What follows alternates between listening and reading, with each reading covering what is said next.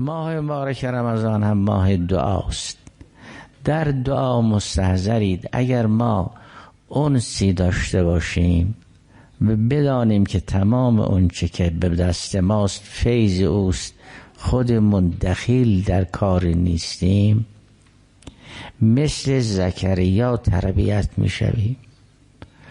چقدر اینها لذت میبردن از دعا و چقدر این آیه سوره مبارکه مریم شیرین است، اونقدر شیرین است که به وصف در نمی آید. میبینید زکریا پیرمرد است. وقتی مریم سلام الله علیها را میبیند که روزی غیب به دست او و به فیض او میرسد، علاقه پیدا میکند که فرزند این چنین داشته باشد.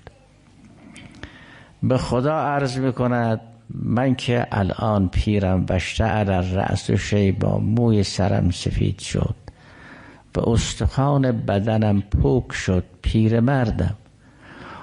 همسر من هم اون وقت که جوان بود عاقر و نازا بود، الان که پیر است. ولی ولم اکن، چقدر این دعا شیرین است خدا میداند. ولم اکن به دعایک رب شقیا، خدایا من هر وقت خواستم دادی،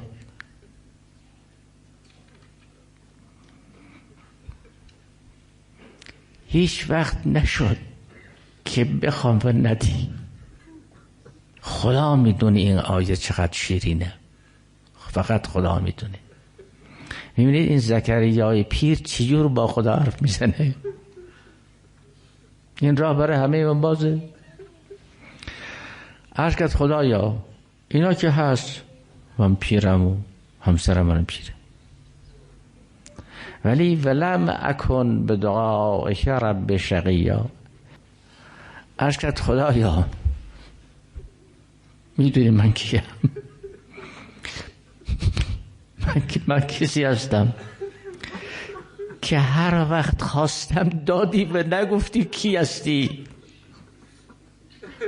آخه یه وقتی که در میزنن از آدم چیز میخواد، آدم میگه کیه تا بشناسی چیزی بده دیگه.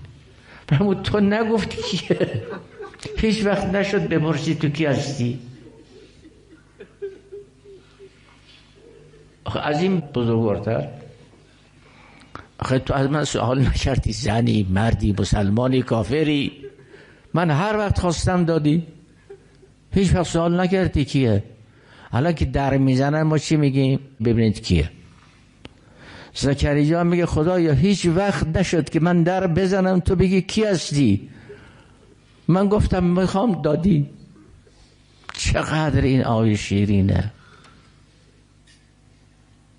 فلم اکن به دعایک رب شقیا. یه وقت نشد بپرسی تو کی هستی، چی آوردی، چی کاری. خدا میداند این جمله چقدر شیرینه. این زکریا من که پیرم همیشه خواستم، یه وقت نشد تو سوال بکنی که کی هستی. ما با این خدا رو برویم و بعد این رو رها بکنیم به جای دیگر بریم، یعنی چی؟ این رو رها بکنیم به جای دیگه بریم. خب چرا این کار رو بکنیم؟